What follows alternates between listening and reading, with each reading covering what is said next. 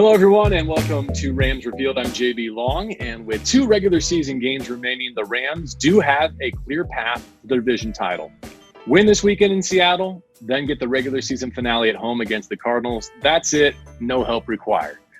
Your Rams are 9-5, the Seahawks 10-4, and so the West is very much on the line this Sunday. To help us preview that matchup is a 25-year-old defensive tackle who made his Rams debut in Week 10 against those Seahawks. A'Shawn Robinson is our guest from the Rams facility in Thousand Oaks. A'Shawn, thanks for your time on this holiday week. How are you? I'm great, man. I'm great. I'm happy holidays, Merry Christmas. It's a blessing to be here. Well, you said it well. And do you feel comfortable in California yet? I mean, this has been quite a year to move to Los Angeles. Yeah, I feel comfortable. The guys made it great when I came in. We had stuff going on at the beginning of the year, but I finally got in with the team, and they made it as comfortable as it could be. Good. I'm happy to hear that. Hey, before we get to Seattle, I'm hoping you can help us put the loss to the Jets behind us. What's the mood at the facility this week following that disappointment? It's 24-hour rule. You lose. It's not something you want to get down on, but it's something that conscious of because other teams are going to look at things that happen in the game. So you got to correct those mistakes and move on and get better to prepare for the next week. Was that the most surprising upset you've been a part of on a football field?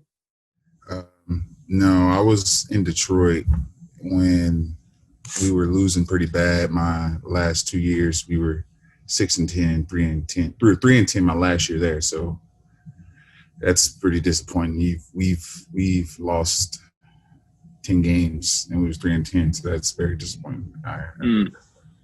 Biggest. Is there any sense that it might serve as motivation going to Seattle, A'Shawn, or do you think this group would have been as locked in as possible given what's at stake in the Pacific Northwest? I feel that everyone's locked in. We have a goal. We want to go out there and dominate as a team, as a unit, and I feel that with that loss, we had to take it on the chin and keep moving and worry about Seattle, preparing right, getting everything in the right way, making sure we got everything as a unit, offense, defense, special teams, everything that we can have, just everyone clicking on the same route and just ready to go ball. Now, if my research is correct, you've hosted the Seahawks twice in your career, including this year at SoFi Stadium. But is this your first road trip to Seattle? Nope. We played in my rookie year in the playoffs. We were up for the division title. We lost to Green Bay for the title. And we ended up coming in, I think it was like 4th or something. Or we had to go to I don't know. But anywho, we had to go to Seattle for that. Okay, so you've seen it at full tilt. You know what it's like when the 12s are rocking. Oh, yeah. Really 12 I love it. I love the energy because, the banter is what gets you going a little bit. Fans talking smack and you can deliver by going out there and shutting them down. And it's just changing the whole mood of the whole stadium. I feel like that's the cool part. We lost that game, but we had them on the ropes. Well, it'll be a little bit different this time around, of course. But where does that rank among the loudest venues, college or professional, you've played in? I can't say it's the loudest venue I ever played at was definitely in college, but because there's just more fans. And but Seattle's 12-man range, it's up there. It's like I'm going to say in the top 5. I'll just say that. Yeah. Minneapolis, New Orleans, probably some of the other ones. Some of the other ones, yeah. The Superdome gets loud. I don't know. You've been in the Saints. The Superdome gets real loud when there's fans in there. But haven't been through Death Valley. Nothing in comparison. Tuscaloosa. Nah. It's just way too much. It's over 100,000 fans. You can't compare to that. It's college. You're 6 games into your season now. Your Rams career. I imagine, A'Shawn, it's not easy to drop into the middle of an NFL season, especially not this year. How are you feeling about your contribution so far and what you might be poised to do down the stretch? Just keep stacking blocks, just get better and better every week. Is working on my craft to be better. Anything I do that I think that I've done okay, it's not good enough. It's never good enough. So I just feel that I got to keep stacking blocks. So in my head, I do something, I got to keep stacking blocks. I got to be better. That's how I just stay up on these guys and just so I can stay up with the guys and I don't get left behind. Even though I started in the middle of the season, like I'm already behind, but I can't get too far behind. You know what I mean? So just staying up everything and just trying to be ahead. Is there such a thing as playing shape when you're rotating through a defensive line and you don't get a training camp, you don't get that ramp-up period?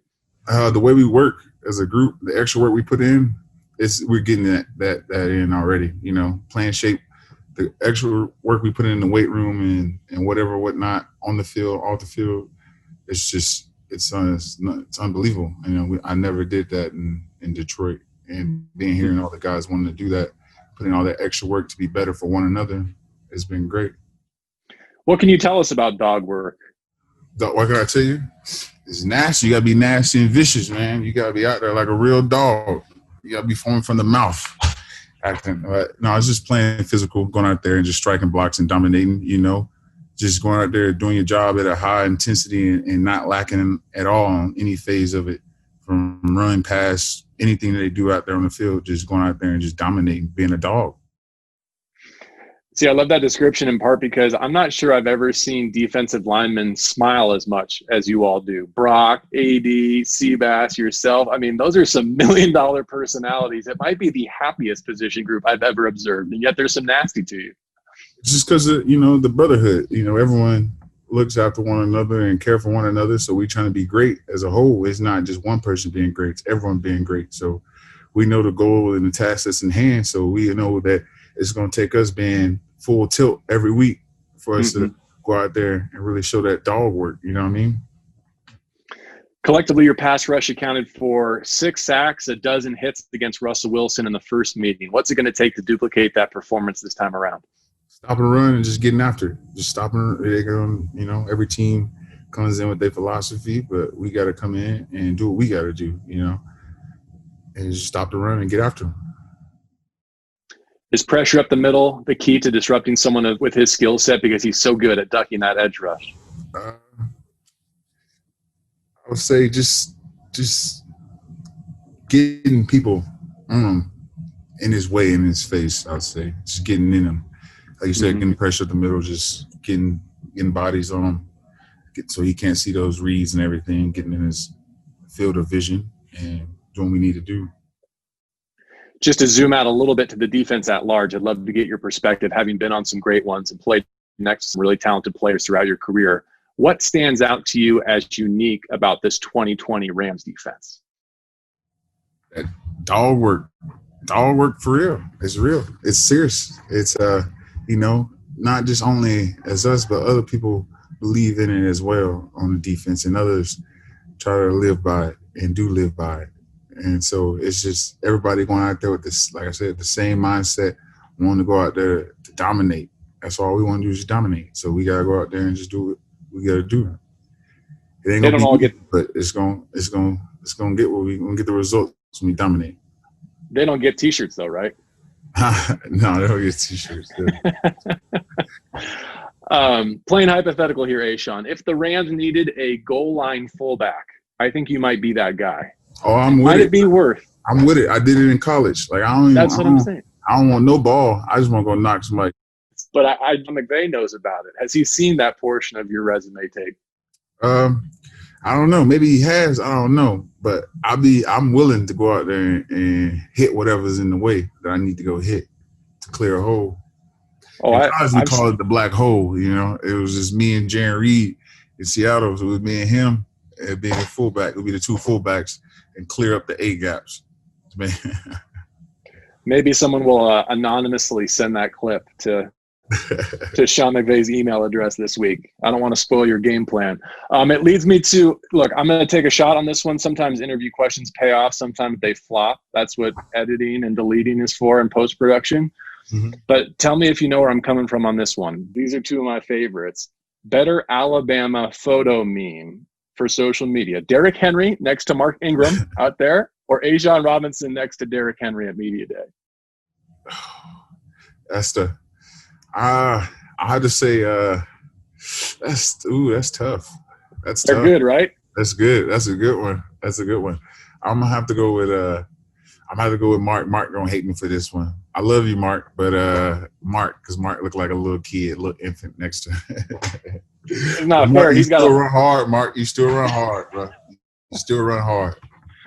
That letter jacket didn't do him right in that picture. I'm sorry. It did. A couple more silly ones, and then we'll get you on to the rest of your Seattle preparation and your Christmas. You can have SoFi Stadium to yourself for a night, okay? And put any movie you want up on that video board. What's your choice? Ooh. Dang. All right. Is this a Sunday? Is this a Saturday or a Monday? Like, is this during the week or weekends? You tell me. You dictate the terms. All right.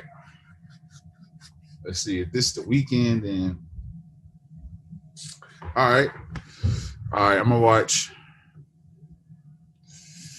The Gentleman.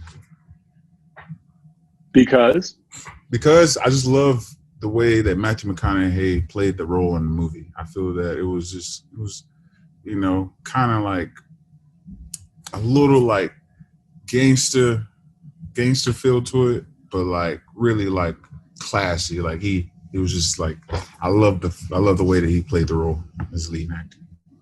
All right. And where are you sitting? You going up on a concourse? You want a field level? I mean, there's a lot of good views. I'm going middle of the 50, about midway up, and I'm stuck there. I'm turning everything loud like it's a game. I'm just there watching it. All right, we'll call that the owner's suite then.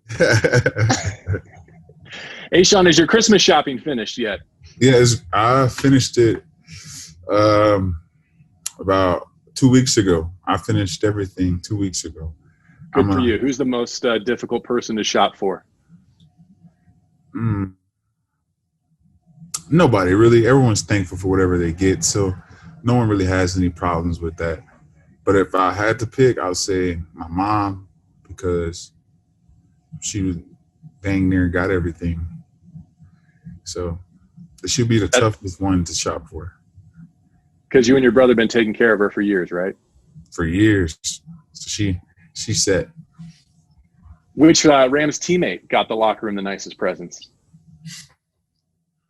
The locker room? Well, AD got us something nice. AD got us something real, real nice. But the Super 73 bikes, I'll say Jalen got them boys. The bikes, that was smooth. The electric bikes, that's cool. That's dope. You didn't catch one of those? I wanted one of those. That's the only reason I say that, because I wanted one of those and they got one. So it's dope. And I'm gonna end up buying myself one probably for Christmas. There you go. Well, even though you didn't tell us exactly what it was, knowing what Aaron's contract looks like, I'm sure it was nice. Oh, it was nice. It was real nice. Okay, there you go. All I want for Christmas, last thing, Sean, is Notre Dame to finally have some success against your Alabama Crimson Tide in the college football playoff. Nope, not happening.